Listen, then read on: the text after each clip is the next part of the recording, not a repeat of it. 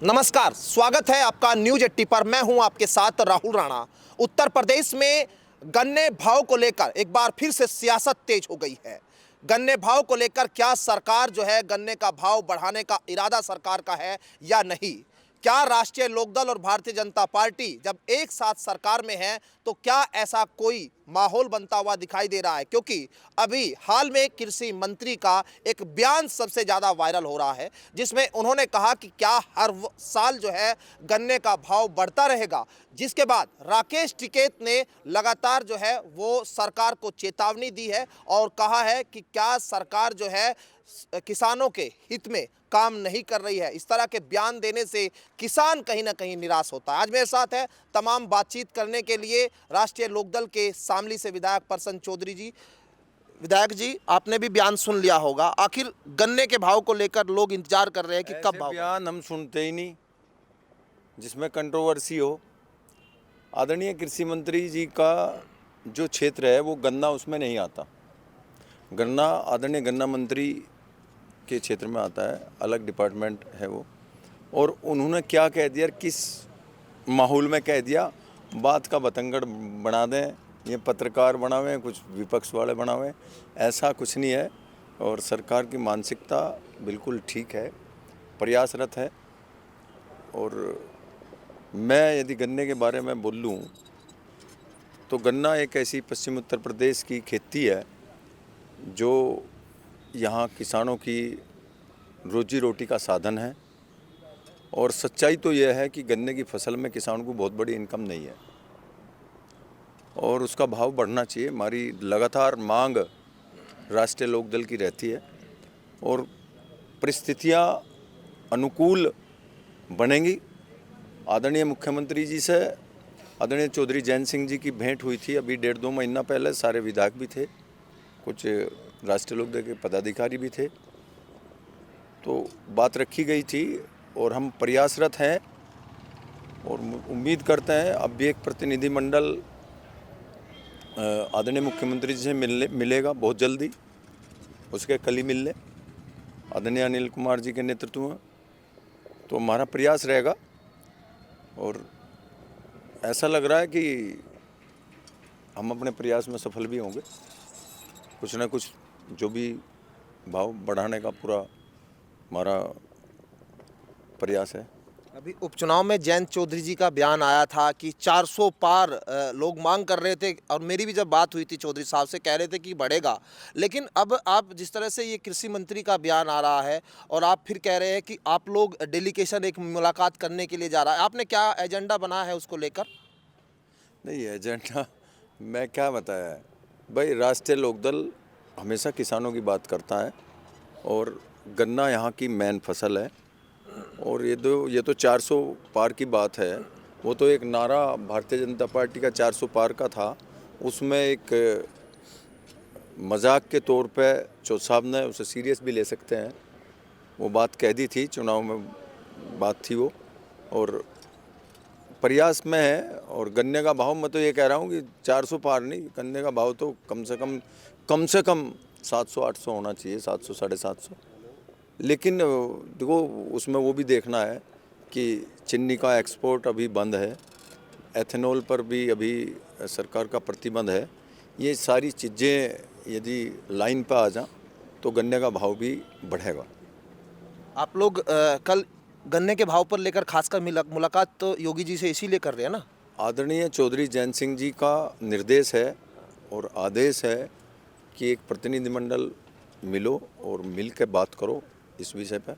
कल हम आदरणीय लक्ष्मी नारायण जी से मिले थे और उन्होंने भी आश्वासन दिया था। अब आदरणीय मुख्यमंत्री जी का इस समय मिलेगा तो बातचीत करेंगे और भी 1-2 बात है, बातचीत करके अपना वहाँ रखेंगे और उम्मीद है उस पर कुछ कार्रवाई जरूर होगी। अब यूपी में डीएपी खाद को लेकर बहुत किल्लत हो रही है। कहीं ना कहीं फसलों को लेकर परेशानी, बुआई को लेकर समय से ना होना, तो किसानों को बड़ा नुकसान हो रहा है। इसको लेकर आप लोग इसमें क्या प्रयास कर रहे हैं? नहीं, जहाँ दिक्कत बनेगी उस दिक्कत की जो जनहित की आवश्यकता होगी उसके लिए सरकार का कदम होगा कि उस दिक्कत को दूर करें। जैसे आपने बात रखी, हमारे सामने भी 1-2 जगह से बात आई इस पर कार्रवाई चल रही है, बात करेंगे। एक संभल हिंसा को लेकर जो है विपक्ष को जाने से क्यों रोका जा रहा है? एक सवाल ये हो रहा है कि सरकार वहाँ कुछ छुपाना चाहती है। आप सहयोगी दल है, क्या जयंत चौधरी जी भी वहाँ जाएंगे? आपके भी प्रतिनिधिमंडल आपका जाएगा? जिस तरह से विपक्ष के लोग लगातार लेकिन ये कह रहे हैं कि सरकार वहाँ कुछ छुपाना चाहती है, क्या? आना और जाना से इतनी बड़ी बात नहीं है। असली बात ये है कि हमें ये देखना चाहिए हम किस ओर जा रहे हैं। हमें अपनी शिक्षा पे ध्यान देना चाहिए, रोटी रोजी पे ध्यान देना चाहिए, रोज़गार पे ध्यान देना चाहिए, और आपस में हम हिंदू और मुस्लिम बैठ के बात करें, और जो हमारे इस टाइप के इश्यूज़ हैं उनसे दूर हट के विकास की बात करें, देश की तरक्की की बात करें, राष्ट्रवाद की बात करें। इतना अच्छा देश ये था, और यहाँ एक छोटे छोटे ये मुद्दे उछाल के कुछ राजनीतिक लोग लाभ लेना चाहते हैं। मेरा ये मानना है, सबकी अपनी साइकोलॉजी होती है। शायद समाजवादी पार्टी इस बात से बहुत घबराई हुई है, जो बाई इलेक्शन हुआ है उसमें उसका वोटर बटा है। जैसे पीछे मेंबर ऑफ पार्लियामेंट का चुनाव हुआ था, उसके रिज़ल्ट कुछ और थे, लेकिन अब ये बाई इलेक्शन हुआ, इसके रिज़ल्ट कुछ और आए हैं।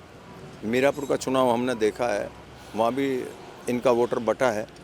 तो इस वजह से कुछ लोग राजनीतिक पॉइंट इसे बना के और वहाँ भड़काना चाहते हैं। और देखो, कानून अपना काम करेगा, कोर्ट अपना काम करेगा।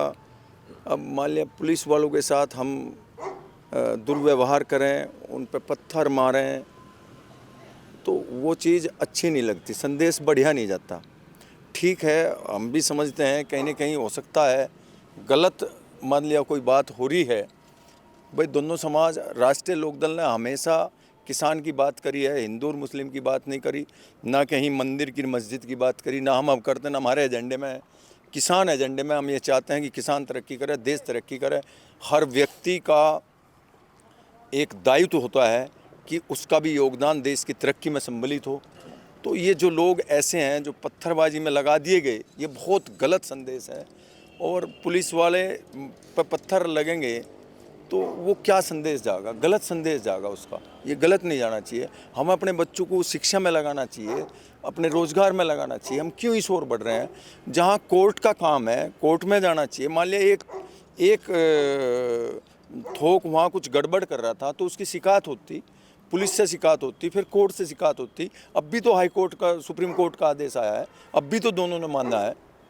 तो इसमें ऐसी वो नहीं थी, जो सच्चाई है वो सबके सामने आती। हम तो इसमें बिल्कुल भी ना तो बोलना चाहते, ना इसमें बढ़ना चाहते। ये गलत है। हमारा तो एजेंडा किसान का है, हम तो किसान को बढ़ाना चाहते हैं। और देश की तरक्की तभी होगी जब हम इस टाइप के जो अपने आपस के विरोध हैं उन्हें ख़त्म करें, और अपने बच्चों को पढ़ाई पर लगावें। देश की तरक्की के लिए ये बहुत ज़रूरी है। जब भी हमारा देश तरक्की पाए। यदि हम इसमें उलझे रहे, अब विदेश में भी रहते हैं सब धर्मों के लोग, लेकिन वहाँ इस टाइप का कोई मुद्दा नहीं बनता। हमारे यहाँ ये मुद्दा बनता है। ये राजनीतिक लोग इसे मुद्दा बनाते हैं, अपने फ़ायदे और नुकसान को देखते हैं, उसमें उलझा देते हैं इस जनता को, भोली भाली जनता को। नहीं तो यहाँ कोई इस टाइप का कोई मुद्दा नहीं है ही नहीं मुद्दा। ये राजनीतिक लोग मुद्दा बनाते हैं, राजनीतिक लोग उलझ जाते हैं, अपने फ़ायदे को उलझाते हैं। विपक्ष ये कह रहा है कि अब चुनाव हो चुके, उपचुनाव भी हो गए, लोकसभा का चुनाव भी हो गया। लोग पूछेंगे कि सरकार से कि भाई आपने जो वादे किए थे, किसानों की बात कर रहे थे, सड़कों की बात थी, शिक्षा की, वो सब ना पूछे और अब इन सब चीज़ों में उलझा दे। अजमेर वाला मामला भी अब देखे, अजमेर को लेकर भी एक सर्वे को लेकर वह भाई देखो, जनता ने मोहर लगाई है, जनता ने परिणाम दिया है, जनता ने सरकार की नीतियों के समर्थन में परिणाम दिया है। तो फिर ये तो सरेआम है। किसने किया है? हार किसकी हुई है? कौन हार का ठीकरा फोड़ रहा है? उसने किया है। क्यों राजनीतिक मुद्दा बनाया जा रहा है?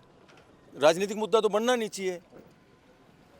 चलिए, बहुत शुक्रिया बातचीत करने के लिए। और प्रसन्न चौधरी जी साफ तौर पर कह रहे थे कि गन्ने के भाव को लेकर सरकार से मुलाकात होगी। संभल हिंसा को लेकर साफ तौर पर उन्होंने कहा है कि राजनीति नहीं होनी चाहिए। मेरे सहयोगी विश्वजीत कुमार के साथ मैं राहुल राणा, न्यूज़ 18 शामली।